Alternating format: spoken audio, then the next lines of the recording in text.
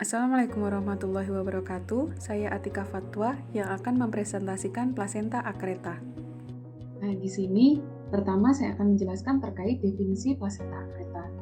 Plasenta akreta didefinisikan sebagai perlekatan patologis abnormal plasenta pada dinding uterus karena hilangnya lapisan desidua.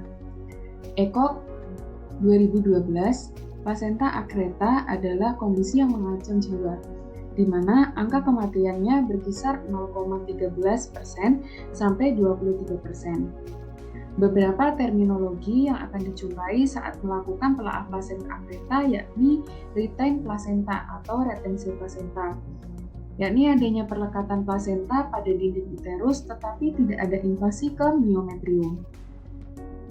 Morbidly adherent placenta atau MAP juga digunakan sebagai gambaran bahwa plasenta sulit dipisahkan dari rahim sehingga menimbulkan perdarahan dan kasus ini dimasukkan pada plasenta akreta. Nah, ini implantasi normal plasenta pada endometrium bagian atas, terutama pada dinding posterior uterus. Kemudian terdapat suatu lapisan ditabuh yang merupakan degenerasi fibrinoid dari desidua basalis, yang mana lapisan ditabuh ini berguna untuk mencegah invasi lebih jauh dari jonjot korion. Nah, kemudian pada gambar yang kedua, di sini merupakan plasenta akreta, di mana sel trofoblast ini menempel di permukaan myometrium dan tidak ada lapisan desidua. Selanjutnya, plasenta inkreta. Nah, pada plasenta inkreta, sel trofoblast menginvasi sampai ke dalam myometrium.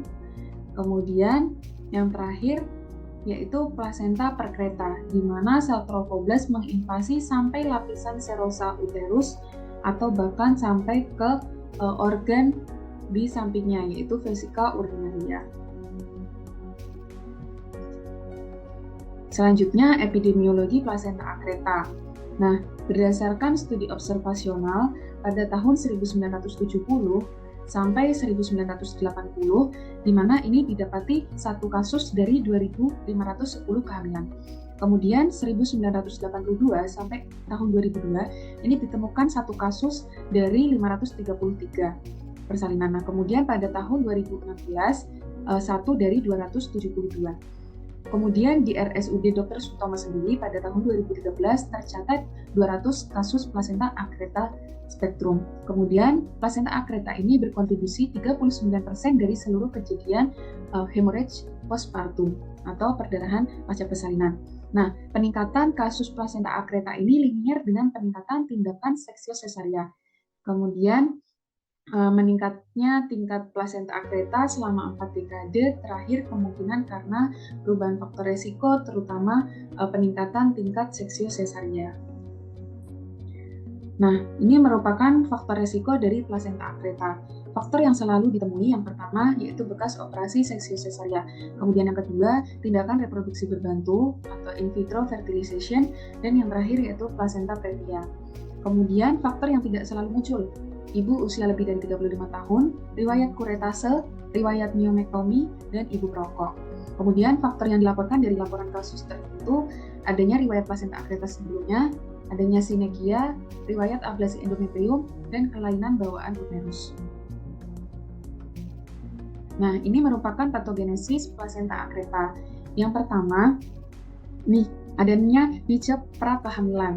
Atau niche ini dikaitkan dengan bekas luka seksio sesaria yang jelek, di mana adanya lekukan myometrium sebesar minimal 2 mm. Kemudian yang kedua, konsepsi dan implantasi. Seperti pada luka bekas operasi, kuretase, infeksi, dan multiparitas, ini akan membuat lapisan tabuh itu menjadi tipis atau menghilang. Nah, keberhasilan implantasi adalah hasil akhir dari interaksi molekuler yang kompleks antara endometrium yang reseptif dan blastosit. Nah, pada jaringan bekas sesar dengan penyembuhan yang kurang baik, terjadi hipoksia relatif. Nah, hipoksia ini akan memicu blastosit untuk berimplantasi di daerah tersebut sehingga melalui sinyal hipoksia inducible factor atau HIF1. Nah, kemudian yang ketiga, peningkatan faktor angiogenik. peningkatan hipoksia inducible faktor yang pertama akan merangsang faktor pertumbuhan kolagen, uterine NK cell, matriks metaloprotein, dan lain sebagainya, sehingga memicu angiogenesis dari tempat implantasi tanpa disertai faktor penghambat akibat hilangnya lapisan utambul di endometrium. Nah, kemudian yang keempat, ketidakseimbangan faktor pertumbuhan dan faktor penghambat. Nah, faktor pertumbuhan seperti vascular endothelial growth factor, nah ini kan merupakan faktor angiogenik dominan yang mempunyai kemampuan memacu permeabilitas vaskuler. Nah, pada kelainan spektrum plasenta akreta, pertumbuhan plasenta dan vaskuler ini akan tetap terjadi, akan tetapi tidak diikuti dengan faktor penghambat. Kemudian yang kelima, sistem vaskuler yang masif.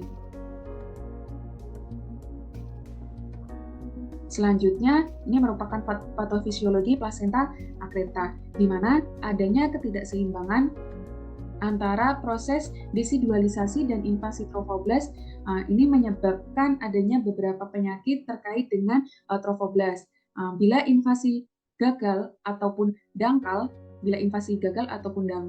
ini akan menyebabkan preeklamsi atau IUGR.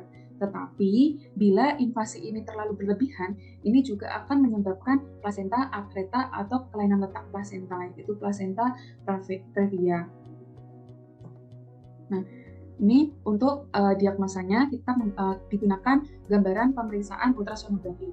Nah, 5 kriteria ultrasonografi membantu mendeteksi dan karakterisasi dari plasenta akreta spektrum, di mana yang pertama plasenta lacuna yang merupakan ruang vaskuler yang mengandung aliran Doppler warna yang menonjol. Kemudian yang kedua, atenuasi atau penipisan myometrium retroplasenta, pengukuran ketebalan myometrium terkecil itu kurang dari 1 mm. Nah, ini juga disebut sebagai hilangnya ruang kosong retroplasenta. Kemudian gangguan antarmuka serosa kandung kemih dan rahim yang tampak sebagai batas ekogenik yang tidak teratur antar kandung kemih dan serosa uterus dengan pencitraan skala abu-abu. Kemudian di sini ada gambaran bridging vein yang diperlihatkan dengan Doppler warna untuk mengalir dari plasenta ke antarmuka kandung kemih ke serosa uterus. Kemudian adanya sebuah tonjolan plasenta yang mendorong keluar dan mendistorsi kontur rahim atau organ lain. Nah, ini pada gambar USG yang A. Nah, pemetaan warna transabdominal menggambarkan pembuluh penghubung antar kandung kemih dan serosa uterus, serta menunjukkan kekosongan intraplasenta yang besar. Kemudian gambar yang B, ini gambar melintar, ini menunjukkan adanya plasenta akreta di sepanjang antarmuka serosa kandung kemih ke rahim, dan banyak celah besar yang tidak beraturan.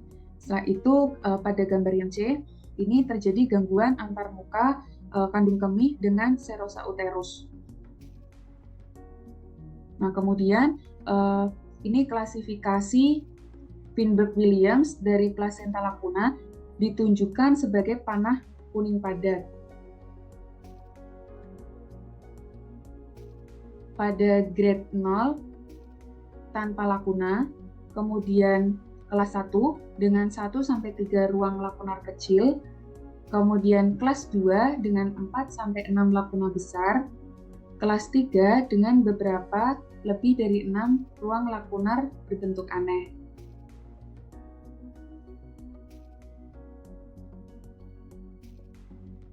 Selanjutnya yaitu plasenta akreta index score atau PAIS.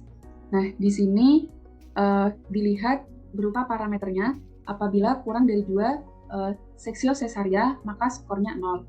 Apabila lebih dari sama dengan 2 persalinan dengan seksio sesaria, maka nilainya 3. Kemudian dari gambaran ultrasonografi, pemeriksaan ultrasonografi, kita lihat dari plasenta lacuna. Pada grade 3, skornya 3,5, grade 2, 1, dan grade 1, 0. Kemudian kita lihat dari ketipisan myometrium.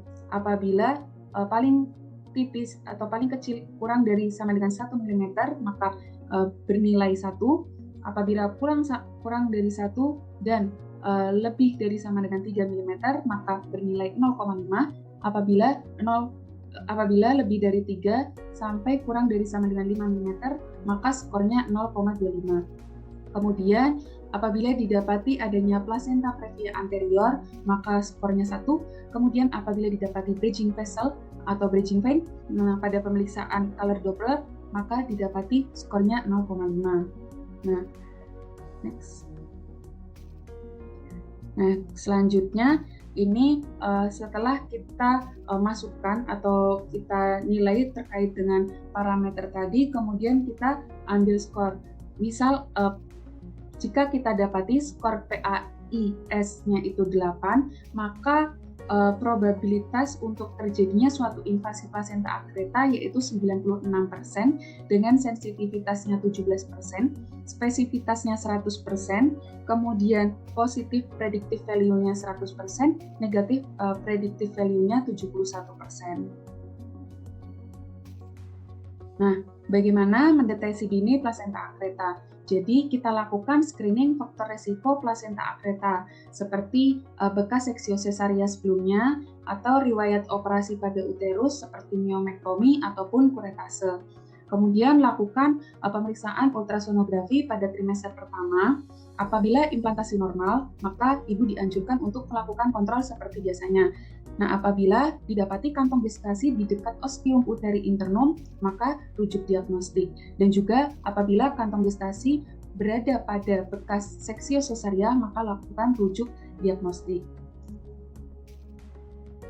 Nah, selanjutnya apabila pemeriksaan ultrasonografi baru dilakukan pada trimester kedua dan ketiga, nah apabila implantasinya normal, maka lakukan kontrol biasa. Nah, apabila pada pemeriksaan USG didapati plasenta previa dan parameter kecurigaan yang lain yang mengarah pada risiko plasenta akreta, maka lakukan rujuk diagnostik.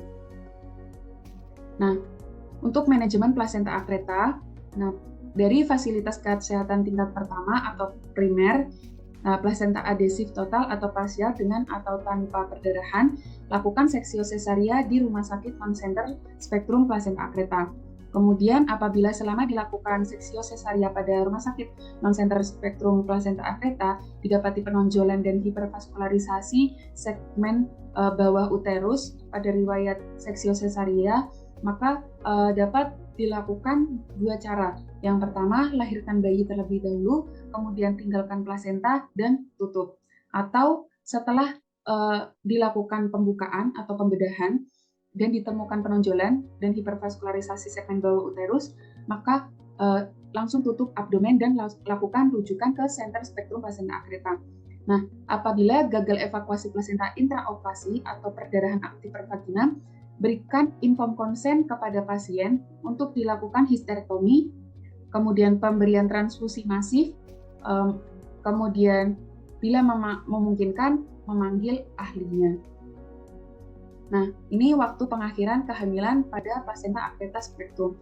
Risiko perdarahan pervagina pada kelainan plasenta akreta spektrum ini akan terus meningkat semakin bertambahnya usia kehamilan. Nah, kemudian risiko pada ibu itu jauh lebih berat daripada risiko pada fetus atau janinnya. Nah, untuk histerektomi ini merupakan prosedur operasi untuk mengangkat uterus. Nah, ini merupakan gold standar pada penderita atau ibu yang didiagnosis dengan plasenta akreta spektrum. Baik, sekian presentasi dari saya. Kurang lebihnya saya mohon maaf. Terima kasih atas perhatiannya. Wassalamualaikum warahmatullahi wabarakatuh.